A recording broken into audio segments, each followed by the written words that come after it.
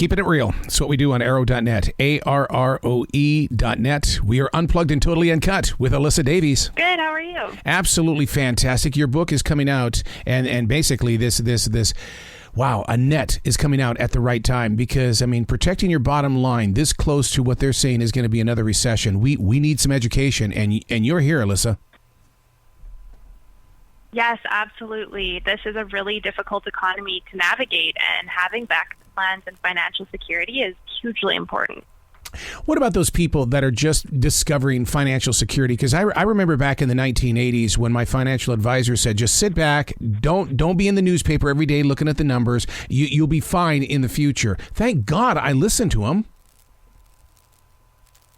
Yeah, that's definitely something that still rings true. I said at the beginning of the pandemic, don't touch your investments and don't touch your face. And that advice still rings true now, like 3 years later. So definitely once you have that footing and once you're investing in the stock market, it's good to just sit tight, even though it feels really overwhelming and can feel like you're taking a huge risk. Historically, you're going to be okay. One of the things that is really good about Financial First Aid is the fact that you have prepared scripts for the readers to activate in their own personal lives, because there are a lot of people that don't know what to say or how to say it. Yeah, I've had a lot of readers ask me specifically, how do I speak to a financial expert when I myself don't have that knowledge and don't have that background? And I love to give them that confidence back, because a lot of the lessons that we should have learned when we were younger were kind of put on the back burner because talking about money just felt so taboo and felt so off-putting for a lot of people. And today it's more about being transparent and making that shame and that guilt and that fear disappear. Well, coming from the 1960s and 70s, my mom used to tell me all the time, save it for a rainy day. I think my biggest mistake was, I was saving it in a safe at home. Well, wait a second. There's no growth in that. Yes, that's a big mistake that a lot of us do still make today. One thing that you need to do is if you're saving for an emergency fund or an immediate savings goal, something that's happening in 5 years or less, is have it in a high-yield savings account. It doesn't provide a great amount of interest given the interest rates right now, but it's better than putting the money under your mattress. Yeah. And if you're investing for your future, that's actually the best way to get that compound growth that you'll see in your 10 from 20 years from now. Am I wrong to say that we still have not seen the total impact of what happened during the COVID lockdown in the way that people, lost their jobs or were put on hold for a while? I mean, debt has got to be through the roof, but we've got to repay that stuff back. How?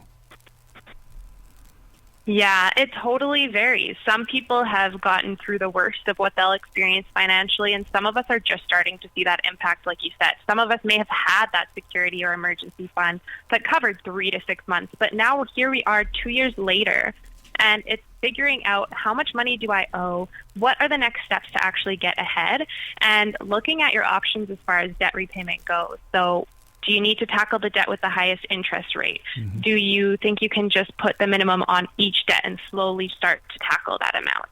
It varies based on your situation, but knowing how much you owe, knowing how much you spend, those are all really important things to get grounded in when you're first starting out on your financial journey. The book we're talking about is Financial First Aid. I am a believer in multiple streams of income, probably because I'm in the entertainment business. I call it living a life of windows. Wherever there's an open space, I go there. Not everybody believes in having multiple jobs. I love that. I love the windows of opportunity that you speak of. One thing that I've been reminding a lot of people of lately is that multiple streams of income doesn't have to mean multiple jobs. Streams of income can come in a variance of ways, and you actually probably are doing a lot better than you even realize. If you have a full-time job, that's one stream of income. If you have a high-yield savings account, that brings in interest, that's one stream of income. If you're investing in a 401k, that brings you in capital gains or dividends, so there's another stream of income. You can also have that side hustle, or you can have a part-time job, or you could have rental income if you invest in real estate. Those are options too. But remember to cover your bases first and actually just choose those more accessible options. Speaking of rentals and stuff like that, I in your part of the world, I'm sure it's the same thing. I've been studying these articles about how Wall Street has purchased all of these homes. That means that the regular consumer doesn't have that as a tax write-off because they're renting the homes, but they're not buying the homes because it's almost like we've been priced out. Yes, the real estate industry is extremely difficult to navigate right now. Home prices have gone up much quickly than we're used to seeing, and it's making it really difficult for first-time buyers to break into the market. And one thing, though, too, is like it's okay if you can't have that all right now.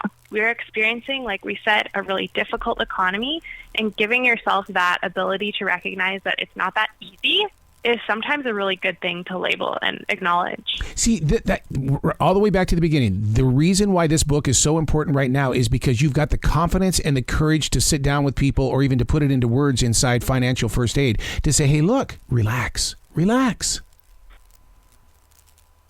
Yeah, life is hard, and we have all been kind of regurgitating this story that we were told when we were younger, that we have to have a 9-to-5 that we love, that we have to own a home, that we have to get married, that we have to have kids.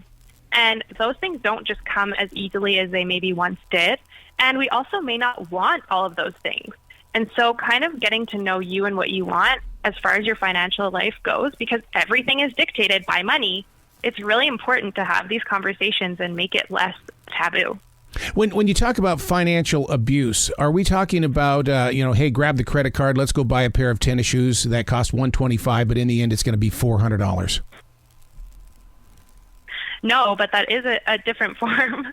But no, specifically when it comes to financial abuse, I'm actually speaking to working in a maybe toxic workplace or being in a relationship where you don't have the security, where you don't have the financial independence, and where a person from a place of power is actually controlling your money situation without you having any power. Listeners need to understand that you have been a part of this for a very long time, and it actually you've written blogs and everything like that for the readers. I mean that takes confidence as well as daily discipline. For you to be that blogger, I mean, what was that like for you, and how have you grown from it? I've grown a lot. When I first started my blog, I had $15,000 of consumer debt just from reckless spending and not understanding our financial systems and not understanding how to responsibly use credit. And since then, I've really learned what money makes me feel, how it dictates my emotional life, because money and our mental health is deeply connected. And I've also learned that it's okay to change your perceptions of something that come along with money, and learn to grow and learn to accept that we will all make mistakes. Would you say that life is a business? Like the music business, we get the music, but there's still a business side to it? That's a great quote. I don't know.